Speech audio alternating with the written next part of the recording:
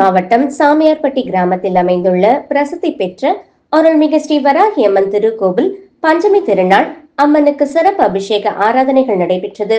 இக்கோவிலில் அமர்ந்த நிலையில் பிரம்மாண்டமாக ஸ்ரீ வராகி அம்மன் பக்தர்களுக்கு அருள் பாலிக்கின்றார். முன்னதாக விநாயக பெருமானுக்கும் வராகி அம்மனையும் எழுந்தருள செய்து திருமஞ்சன பொடி, மஞ்சள், பால், தயிர், சந்தனம், பன்னீர் உள்ளிட்ட பல வகையான திரவியங்கள் கொண்டு சிறப்பாக அபிஷேகம் நடைபெற்றன. தொடர்ந்து அம்மனுக்கு அரளிப்பூ மாலைகள் அணிவித்து சிறப்பு அலங்காரம் செய்து பல்வேறு தீபாராதனைகள் காட்டப்பட்டன.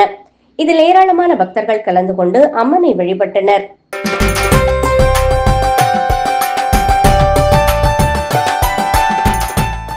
விழுப்புரம் மாவட்டம் திண்டிவனம் அடுத்த மயிலம் ஸ்ரீ வள்ளி தேவானை சமேத சுப்பிரமணிய சுவாமி கோவிலில் ஆவணி கிருத்திகையை முன்னிட்டு ஸ்ரீ வள்ளி தேவானை சமேத சுப்பிரமணிய சுவாமி வண்ண மலர்களால் அலங்கரிக்கப்பட்டு தங்க கவசத்தில் ரம்யமாக பக்தர்களுக்கு காட்சியளித்தனர்.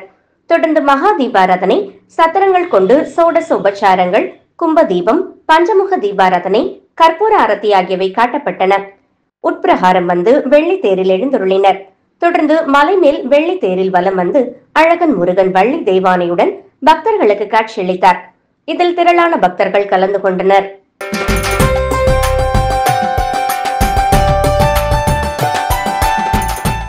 மயிலாடுதுறை மாவட்டம் மயிலாடுதுறை நகரின் மையப்பகுதி வழியே காவிரி ஆறு ஓடுகிறது. இதன் 2 கரைகளிலும் காசி மாநகரில் உள்ளது போல 7 இடங்களில் விஸ்வநாதர் ஆலயங்கள் அமைந்துள்ளது. அதில் ஒன்றான சுமார் 2000 ஆண்டுகள் பழமை வாய்ந்த படித்துறை விஸ்வநாதர் ஆலயத்தின் மகா கும்பாபிஷேகம் நாளை நடைபெறுகிறது. இதனை முன்னிட்டு நேற்று மாலை துவங்கி யாகசாலை பூஜைகள் நடைபெற்று வருகின்றன. முன்னதாக இன்று மூலவர் சுவாமி அம்பாள் உள்ளிட்ட சிலைகளுக்கு அஷ்டபந்தன மருந்து சாத்தும் வைபவம் நடைபெற்றது. இதனையடுத்து கும்பாபிஷேகத்திற்கு முன்னதாக நடைபெறும் அஷ்டபந்தன அபிஷேகம் இன்று நடைபெற்றது.